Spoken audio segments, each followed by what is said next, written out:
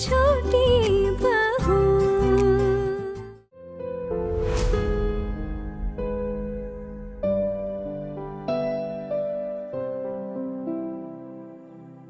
दुर्गा, आपने पहचान लिया? कैसे हैं आप? बस चल रहा है। आओ, अंदर आओ। आओ बैठो। नहीं नहीं, ठीक है। अरे तुम कैसी हो? पहले जैसे बुलाते थे चिढ़ाने के लिए, वैसे ही बुलाइए। दुर्गा माँ का दूसरा नाम पार्वती, पार्वती बुलाते थे। और मैं आपको देवता। भूल गए क्या? मुझे तो सब याद है। कितनी पुरानी बातें हैं ये। तो क्या गलत नाम लेकर पुकारेंगे? मुझे लगा कि तुम भूल गई हो। मैं कुछ नहीं बोली हूँ। अब अगर किसी और नाम से बुलाएंगे तो अनजाना सा पराया सा लगेगा। तुम आज अचानक इतने सालों बाद यहाँ? इतने सालों बाद मायके की अब याद आई है? शादी करके ससुराल जाओ तो मायके वालों को भूल जाते हैं क्या? इंसान अपनी मर्जी से कुछ नहीं भूलता, हालात उससे सब कुछ भूलने पर मजबूर करते हैं। अरे ये कौन है तेरे साथ में? अब ये मेरी बहुएं हैं। ये मेरी देवरानी की बहू है, ये मेरी ननंद की, और ये दोनों मेरी अपनी बहू हैं। नमस्ते। वो बड़ी और ये छोटी। ये तो पढ़ी लिखी भी है, और जैसे ही इसे पता चला कि आप कॉलेज में पढ़ाते हैं तो आपसे मिलने की जिद करने लगी। अरे वाह, क्या पढ़ रही हो बेटी? जी मैं बीए की पढ़ाई कर रही थी। कुछ ही दिनों में फाइनल एग्जाम था। मतलब? जी मेरा मतलब, मेरे ससुराल में आगे बढ़ने की इजाजत नहीं है मुझे। ये क्या दुर्गा, एक लड़की ने इतनी दूर तक पढ़ाई की और तुम उसे फाइनल एग्जाम में बैठने नहीं दोगी? आप नहीं समझेंगे। आपका परिवार छोटा है। आपने और अपनी पत्नी ने अपने कायदे से अपना परिवार चलाया है। मेरे परिवार में लोग ज्यादा हैं और वहां के नियम कायदे भी कुछ ज्यादा ही है। इसलिए अपने कायदों के हिसाब से मुझे अपनी गृहस्थी संभालनी पड़ती है, और इसी वजह से हमारे खानदान की बहुएं ज्यादा पढ़ाई लिखाई नहीं करती है। क्यों, पढ़ना लिखना एक अपराध है क्या? तू इस लड़की की जिंदगी को इस तरह अंधेरे में धकेल देना चाहती है? खुद भी अंधेरे में जिंदगी बिताई और इनके साथ भी ऐसा ही करना चाहती है? ये लड़की रोशनी की तलाश में है, मत धकेल इसको अशिक्षा के अंधेरे में। आप बिल्कुल भी नहीं बदले हैं देवता। अब भी बहस में बिल्कुल अव्वल हो आप। चलिए छोड़िए ये बातें। आपके नियम आपके पास और मेरे नियम मेरे पास। और वैसे भी आपको कहाँ पता है रीति रिवाजों के बारे में? अच्छा हुआ पता नहीं है, मैं तो नहीं मान पाता ये सब। क्या पता, अगर आपसे कभी कभार मुलाकात होती तो शायद आप ही की तरह मेरी भी सोच होती, तो शायद मैं भी इतने कठोर रीति रिवाजों को नहीं सहती। खैर, लेकिन अब बहुत देर हो गई है, मेरे हाथ में कुछ नहीं है। हाथ में कुछ नहीं है मतलब? घर के कुछ नियम कायदे बन चुके हैं, अनुशासन की बात है, और उनको तोड़ने की हिम्मत मुझ में नहीं है। ठीक है, आज इतने दिनों बाद आई है तू, बहस करके परेशान नहीं करूंगा तुझे। आपको मिलने की इच्छा थी, सोचा एक बार आपसे मिल लूं। और हाँ, अगर कभी कलकत्ते आए तो मेरे घर जरूर आइए। वैसे मैं तो घर से निकलता नहीं, अगर तू बोल रही है तो जरूर आऊंगा। और वैसे भी मुझे तेरा घर का एड्रेस पता नहीं है। हाँ, ये इतना पता है कि कहीं हरीश तला में तेरा घर है। बिल्कुल ठीक, हरीशतला 3B। 3B। आप जरूर आइएगा, हमें बहुत अच्छा लगेगा, बहुत कुछ सीखने को मिलेगा आपसे। अरे खुश रहो, खुश रहो, खुश रहो। अब बैठो, चाय पियो। अब बैठो तो सही, आ जाओ।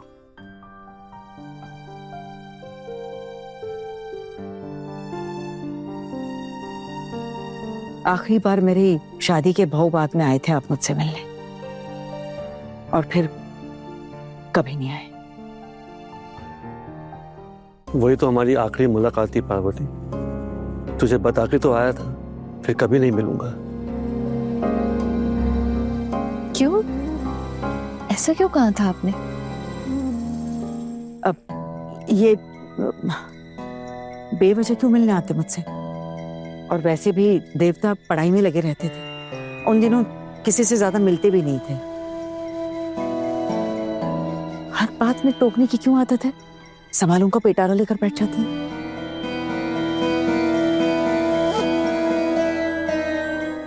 अच्छा, देर हो रही है, हम चलते हैं। मैं तुम्हारी सास को बचपन से जानता हूँ, 2-3 साल छोटी है मुझसे। गांव में तब एक ही पाठशाला थी और मास्टर जी भी एक। वो हम सारे बच्चों को साथ में पढ़ाते थे, तब से जानता हूं मैं इसको। हम साथ में पढ़ते थे, साथ में खेलते थे, साथ में तालाब में तैरने जाते थे, पेड़ पर चढ़ते थे। फिर एक दिन इसने पढ़ाई छोड़ दी और मेरा भी दाखिला हाई स्कूल में हो गया। लेकिन मैं रोज इसके घर जाया करता था, ये भी मेरे घर आया करती थी। मेरी माँ इसे बहुत चाहती थी, घर के काम में माँ का हाथ भी बताती थी। फिर अचानक इसकी एक दिन शादी तय हो गई और हमारा गांव छोड़कर ये चली गई। शादी के बाद 1-2 बार ये मायके आई थी, उसके बाद तो कितने साल गुजर गए। अरे मैं जिस पार्वती को जानता था वो तो कोई और ही थी। अभी तो ये दुर्गा देवी है, कठोर सास, घर गृहस्थी संभालने वाली गृहिणी है ये। लेकिन जो भी कहो, मेरी पार्वती सबसे ज्यादा अच्छी थी।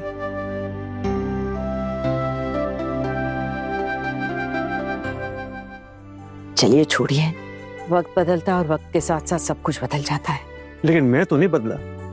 माना मेरा शरीर बुढ़ा हो गया, अभी भी तो मेरा दिल बच्चा है जी।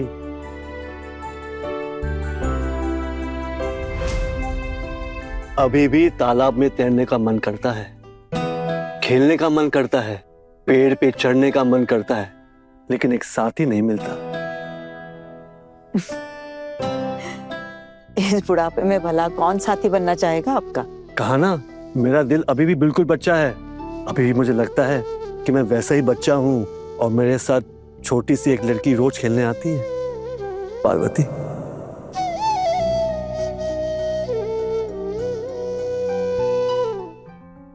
हाँ, बिना देवता कुछ भी बोलते रहता है। चलिए छोड़िए ये सब। वैसे भाभी के बारे में सुनकर बहुत बुरा लगा, बहुत अच्छी इंसान थी। आप अपना ख्याल रखिए। आपने आने का वादा किया हम सबसे, आप आइएगा जरूर। जरूर आऊंगा बेटी, एक बार तुम्हारी रानी साहिबा के महल के दर्शन करने जरूर आऊंगा। रानी साहिबा का महल मतलब? और नहीं तो क्या, ये तो अभी रानी ही है तुम लोगों के घर की, और रानी के घर को तो महल ही कहा जाएगा ना। चलो ठीक है, आराम से जाना। जी नमस्ते।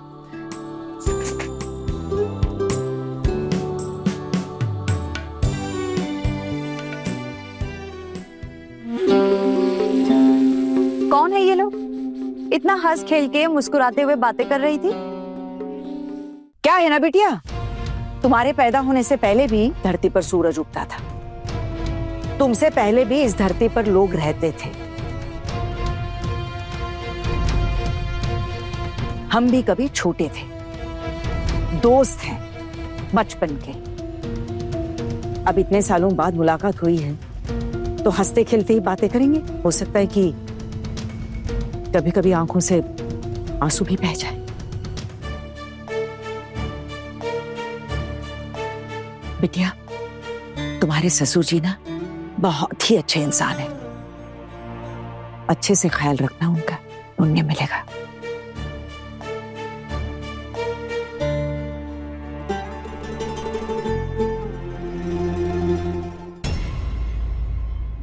बड़े घर की छोटी बहू के लेटेस्ट एपिसोड्स कभी भी कहीं भी अभी सब्सक्राइब करें दंगल प्ले ऐप। अपने पसंदीदा शो के फुल एपिसोड देखने के लिए अभी डाउनलोड करें दंगल प्ले ऐप।